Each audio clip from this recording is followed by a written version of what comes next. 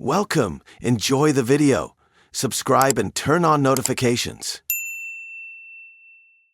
Growing up in South Philly, everyone knew everyone.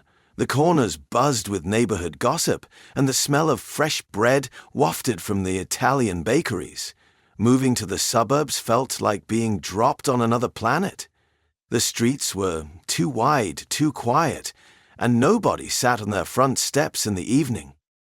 My father's words echoed in my head. Stay out of trouble. Keep your head down. Make something of yourself. So that's what I did. I threw myself into work at Delco Fuel, learning every route and customer by heart. Started as a driver, then worked my way into dispatch. The office became my second home, with its coffee-stained maps and constant radio chatter. But something was missing. My old friends from the neighborhood didn't make the drive out to visit, and I struggled to connect with the suburban crowd at first. Their idea of a good time was backyard BBQs and wine tastings, a far cry from the street festivals and card games I grew up with. Then Claire walked into Murphy's bar one Friday night. She lit up the room with her laugh, drawing everyone into her orbit. When she started talking about her community projects and her dreams of making a difference, I was hooked. She didn't care that I was just a dispatcher or that I came from the city. She saw me. My mother's reaction was exactly what I expected. Non Italia, she'd mutter whenever Claire came up in conversation. She'd list off daughters of her friends, all good Italian girls from good Italian families. But Claire was different. She challenged me, pushed me out of my comfort zone, made me see the suburbs in a new light. The whole neighborhood buzzed when we started dating. An Italian boy from South Philly with a girl from the suburbs. It was like mixing oil and water, according to my mother. But Claire proved them all wrong, learning to cook my favorite dishes and charming everyone except my stubborn mother. Even so, we stayed united for many years, had children, and appeared to be the ideal family. The conversation started over dinner like most of our serious talks did. Claire laid out her plans to return to work, her eyes bright with that familiar spark I hadn't seen in years. Eric and Ryan, our sons, were engrossed in their tablets, barely touching their pasta. My fork scratched against the plate as memories of my father's words echoed in my head. A man provides for his family, he'd always said. We didn't need the money. My job at the firm covered everything comfortably. But Claire insisted it wasn't about the money. She started meeting her old friends for coffee more frequently. Names I hadn't heard in years suddenly became regular parts of our conversations. Sarah from her college days, Michelle from her first job. The house grew quieter during the day once she landed a position at a local marketing firm. The changes were subtle at first. Our morning routine shifted. She'd rush out early, travel mug in hand, while I got the boys ready for school. Our evening conversations shortened. Instead of sharing stories about the kids' daily adventures, she'd talk about office politics and client meetings. I nodded along, fighting the unease growing in my gut. Date nights became scarce. When we did go out, her phone buzzed with work emails and group chat messages. The comfortable silence we once shared felt heavy, loaded with words neither of us wanted to voice. I caught myself watching her more closely when she dressed up for team-building events, noting how she spent extra time on her makeup. Eric noticed the shift too. At 12, he was perceptive enough to pick up on the tension. "Mom's always busy now," he commented one Saturday while we worked on his science project alone. Ryan, still too young to fully grasp the changes, just asked for more video game time since Claire wasn't around to enforce screen time limits. I tried to silence the doubts that crept in late at night. Claire was just rediscovering herself, I reasoned. But each time she came home, excited about a new project, or laughing about an inside joke from work, I felt more like an outsider in my own marriage. The easy affection we once shared had morphed into something more mechanical. We danced and laughed a bit at lunch. Claire came to me with an intense look in her eyes and said something. Quick pecks goodbye. Routine. Our relationship had shifted from passionate partnership to efficient co-parenting. I buried my concerns deep, telling myself this was just another phase in our marriage. But the distance between us grew wider with each passing day. But with time it was only getting worse. Claire's phone, once left casually on the kitchen counter, now followed her everywhere, tucked into her bag or clutched in her hand like a lifeline. The overtime meetings became a fixture, too frequent and always conveniently requiring her to change plans last minute.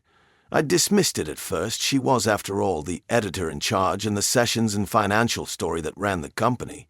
But the excuses started to run thin, and the knots in my stomach tightened with every offhand mention of Ronnie.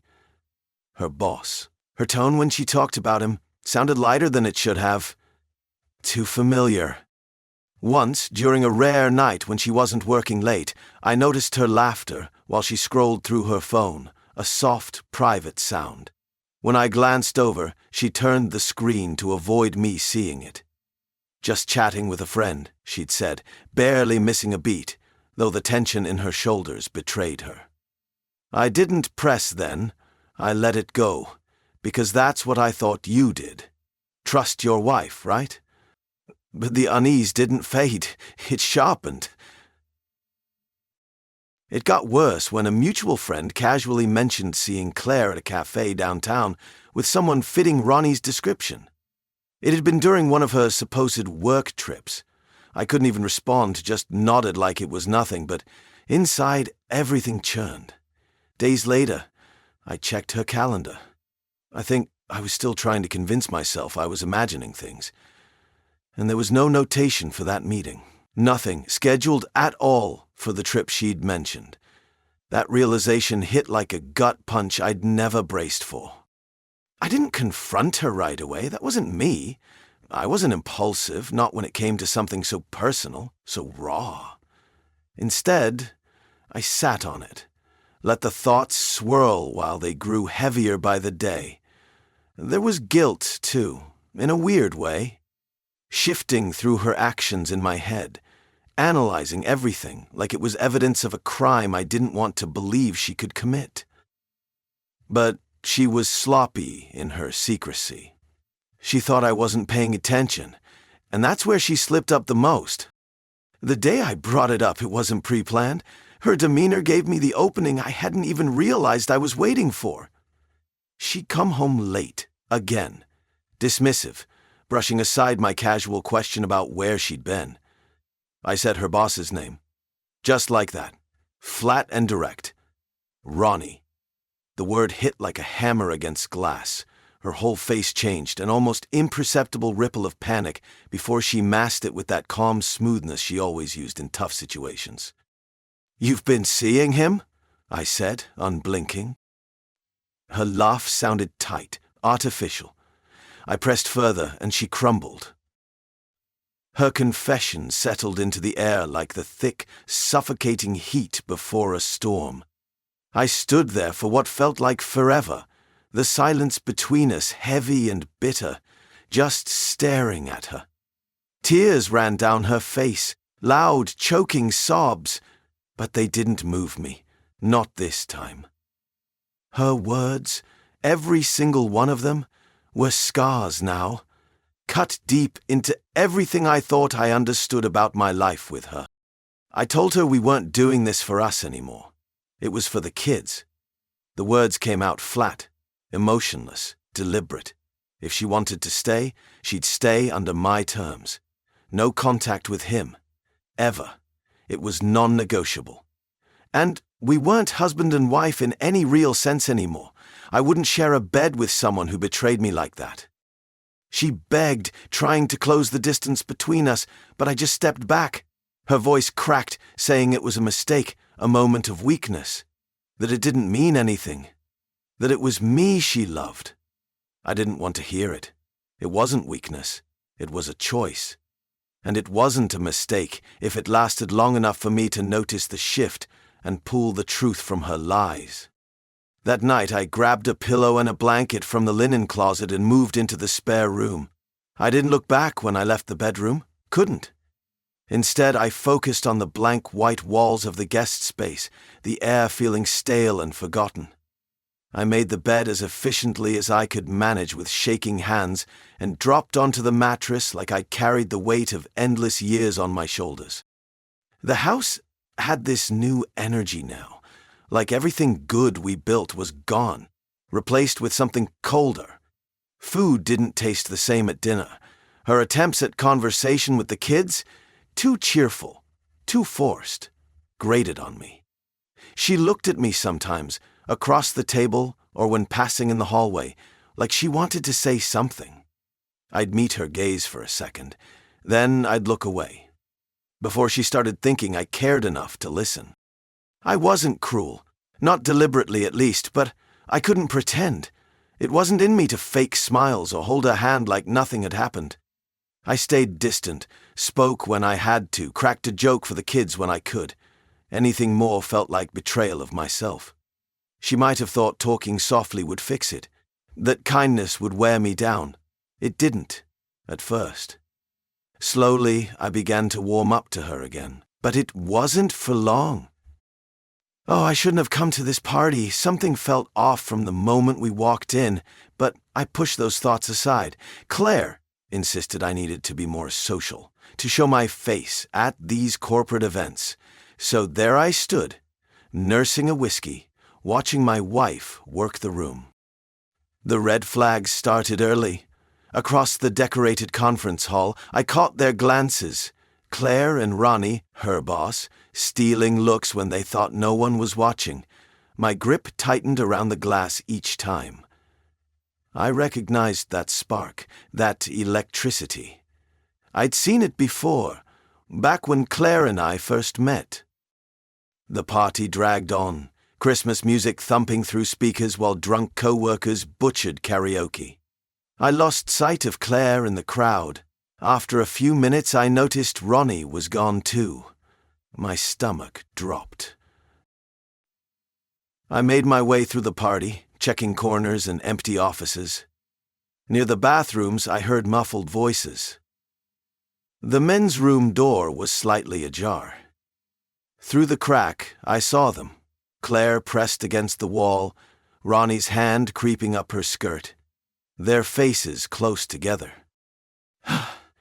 Everything went red. I burst through the door, grabbed Ronnie by his perfectly styled hair, and slammed his face into the tile wall. Blood sprayed from his nose. I didn't stop. Another crack, his jaw. Claire screamed, but I barely heard her. I dragged Ronnie's limp body out into the main hall by his collar, leaving a trail of blood drops on the carpet. The music screeched to a halt. Everyone stared in horror. "Since you're all wondering what happened," I announced to the shocked crowd, "I just caught the boss with his hand up my wife's skirt. She's clearly up for grabs, so have at it." I locked eyes with Claire one last time. "Come home when you're done entertaining." Then I walked out, leaving behind the whispers and gasps, my knuckles raw and bloody. I dropped Eric and Ryan off at my parents' place in Philly, something I hadn't done in years. The boys didn't mind, it was all new to Ryan, and Eric loved hearing my dad's old stories. Even the rusted-out swing set in the backyard held a kind of charm for them. Ryan's laughter filtered through the air as he zigzagged across the grass, while Eric played unofficial referee. It should have been comforting seeing them so carefree, but it only deepened the knot already sitting in my chest. Atlantic City wasn't far, but it felt like I'd crossed into another world. The casinos glimmered with a kind of artificial hope, the boardwalk alive with chatter, and the salty tang of ocean mist. I'd come here thinking I needed distance, time, something to untangle the mess Claire left behind. Betrayal sticks to you in ways you can't predict.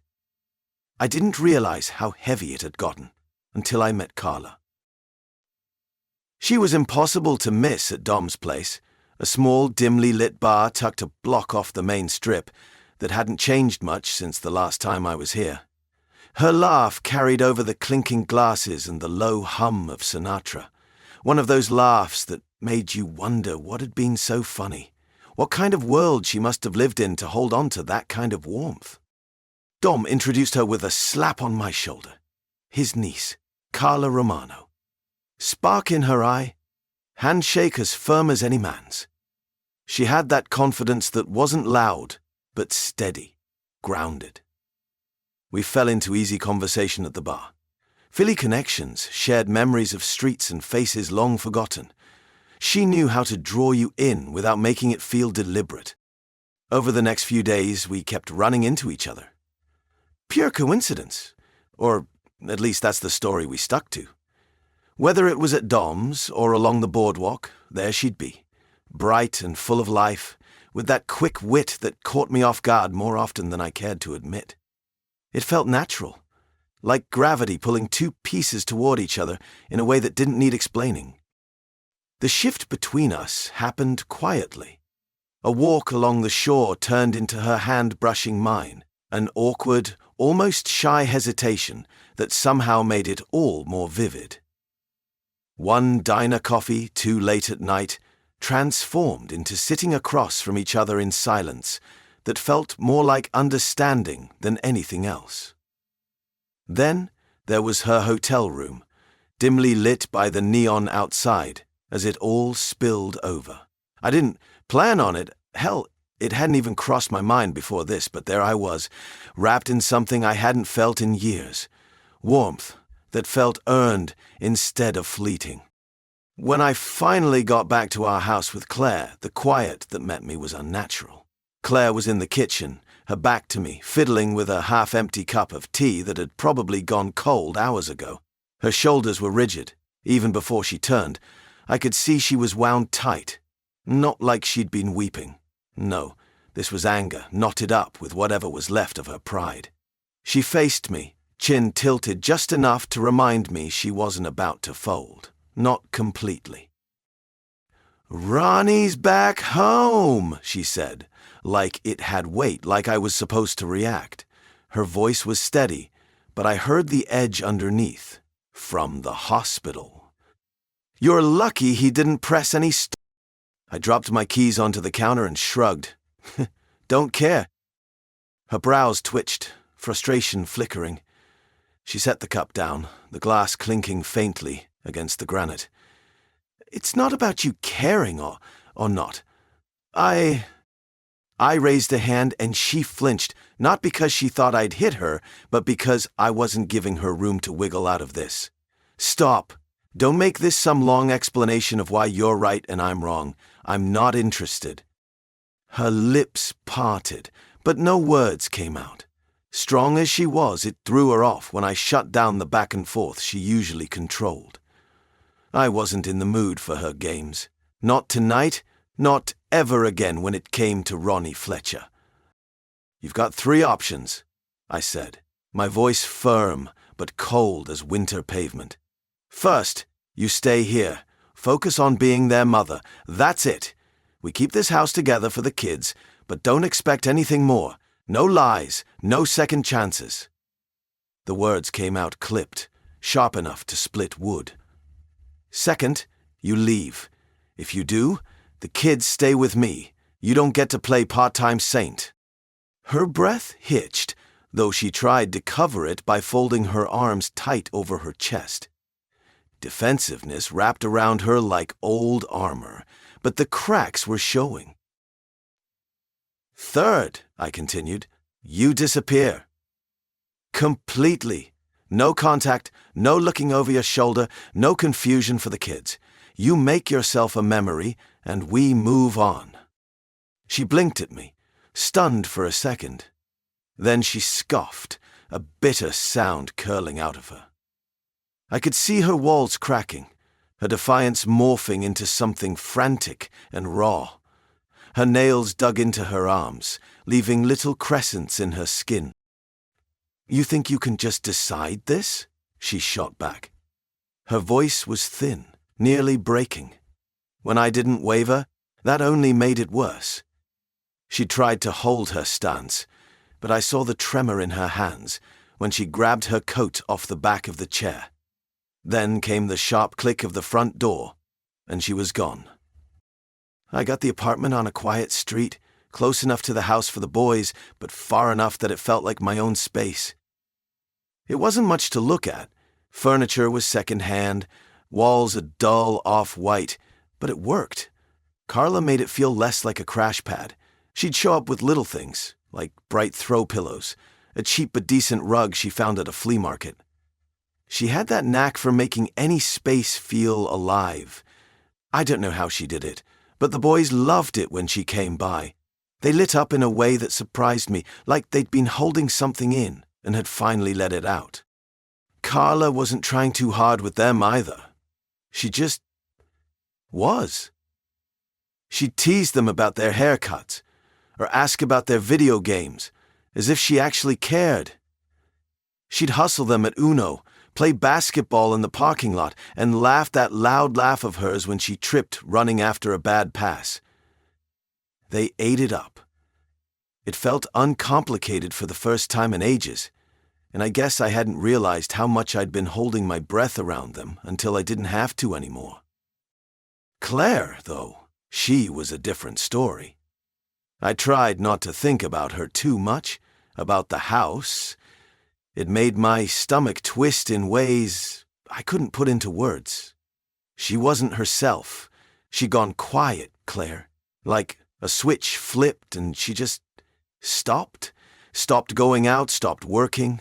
I barely saw her outside those weekly handoffs when she'd shuffle into the driveway to exchange the boys' backpacks, looking like she hadn't slept in days. Not angry, not upset, just blank. Like a ghost of herself. The Othersons didn't seem to notice. The way kids don't notice until they're older, I guess. Life at their mum's house just turned quiet. A little slower. More takeout containers stacked on the kitchen counter when I picked them up.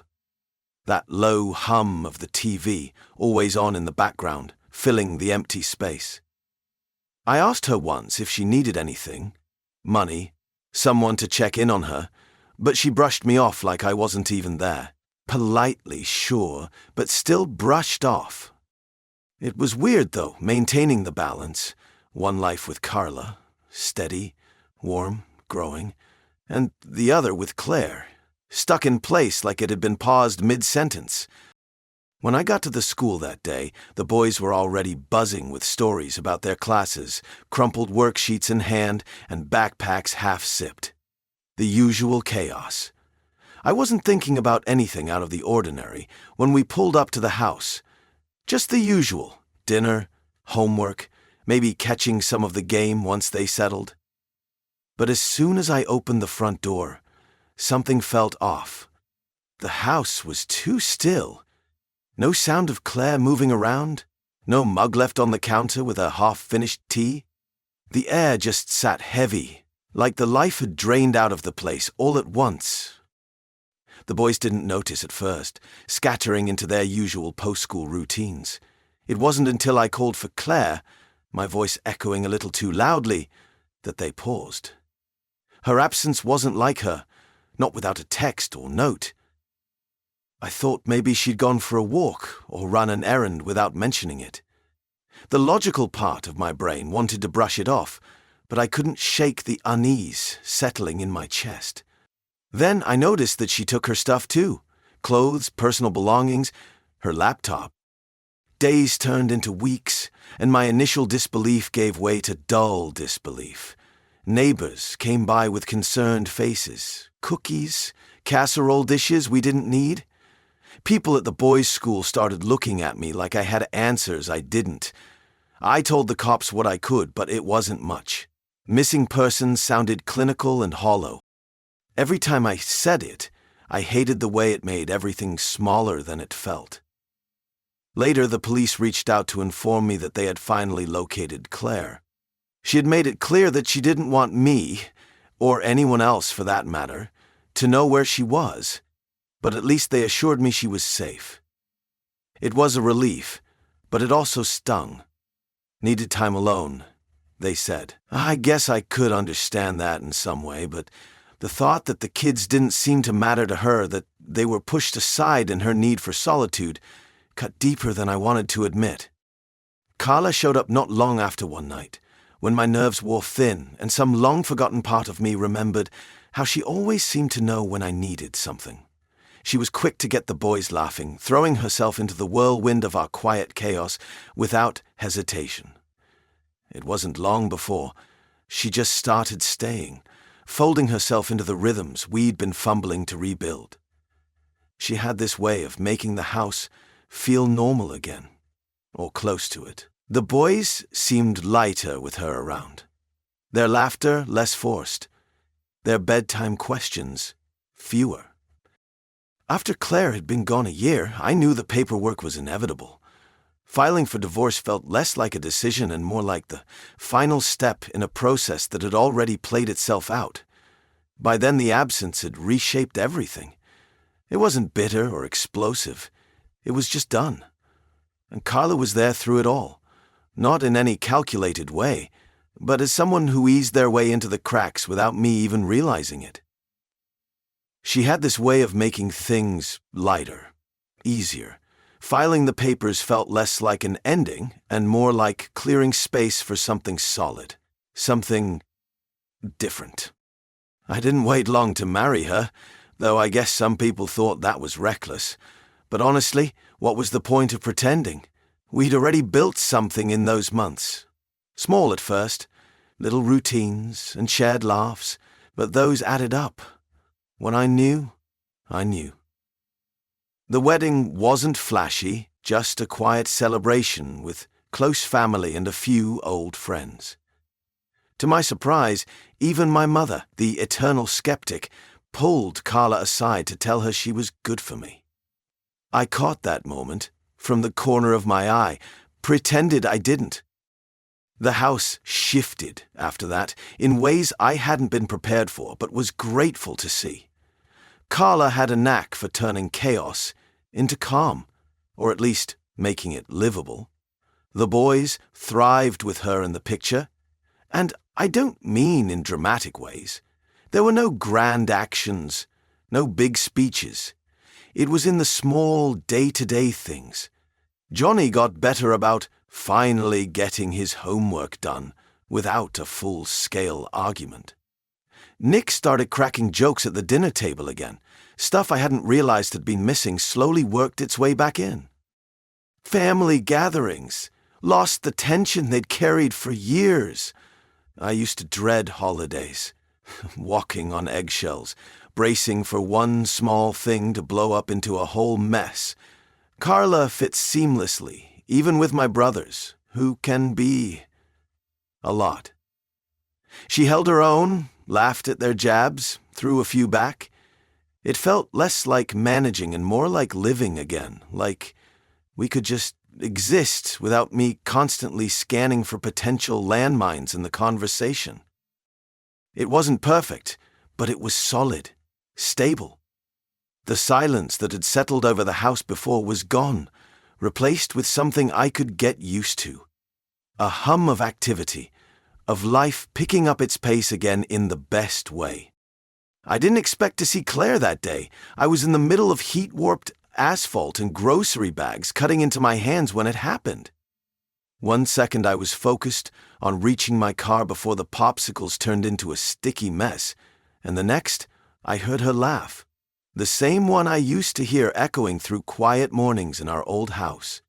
I looked up and there she was, Claire DeLuca in all her perfectly put-together glory. Except now she wasn't Claire DeLuca anymore, was she? She had some guy with her. Slick hair, a sharp jawline, the kind of guy who looked like he had a standing tailor's appointment. He was leaning into her, one hand gesturing like he was mid-pitch. She was eating it up, throwing her head back, smiling, reaching for his arm. They were the kind of polished couple you'd see on marketing posters for high-end coffee shops, all teeth and tailored coats. She noticed me about 2 seconds after I noticed her. Her expression shifted instantly, melting from carefree to calculated. Claire always had this knack for switching gears like that, a chameleon in heels. Before I could even think of sliding past unnoticed, she called out my name loud enough to turn heads in the parking lot. "Mark, what a surprise," she said, her tone dripping with something that tasted bitter. The guy at her side raised an eyebrow, glancing between the two of us like he'd just wandered into a soap opera. I nodded, not stopping. "Claire, are you seriously just gonna walk off? Rude as ever, I see?" Her words carried that theatrical bite I knew too well. She wasn't just addressing me, she was performing for her audience, new boyfriend included. The boyfriend let out an awkward chuckle, tried stepping forward, but I dropped the grocery bags into the car and shut the door without a word. No point stepping into her trap. I met his eyes for a second. Shrugged. What was I supposed to do? Congratulate him? "Have a good day, Claire. Now get out of my car's way." Claire wasn't letting it go. She crossed her arms. "You gonna let him talk to you like that?" She shot over her shoulder, fishing for a spark. He muttered something about not wanting trouble, which only annoyed her more. She stumped off after a final huff, leaving him red-faced in the heat as I pulled away. I chuckled later, telling Carla. We cracked open beers and let the absurdity dissolve under the fizz. It was stupid, yet oddly satisfying, like a reset button we didn't know we needed. The years rolled by smoothly after Carla and I settled into our new life together. The shadows that once haunted our neighborhood faded, replaced by warm summer barbecues and holiday gatherings that filled our home with laughter. My boys thrived in their own ways. Eric landed a prestigious position at a tech firm in Boston, while Ryan's architectural firm took off in Chicago. They'd visit often, bringing their partners and eventually their own kids. Carla embraced her role as step-grandmother with the same warmth and authenticity that drew me to her in the first place. The peace I found with Carla wasn't just about moving past Claire's betrayal, it was about discovering what genuine partnership felt like. Where Claire had always pushed for status and appearance, Carla brought authenticity and warmth. She understood my silences, respected my need for space, and knew exactly when to pull me out of my shell with her quick wit and infectious laugh.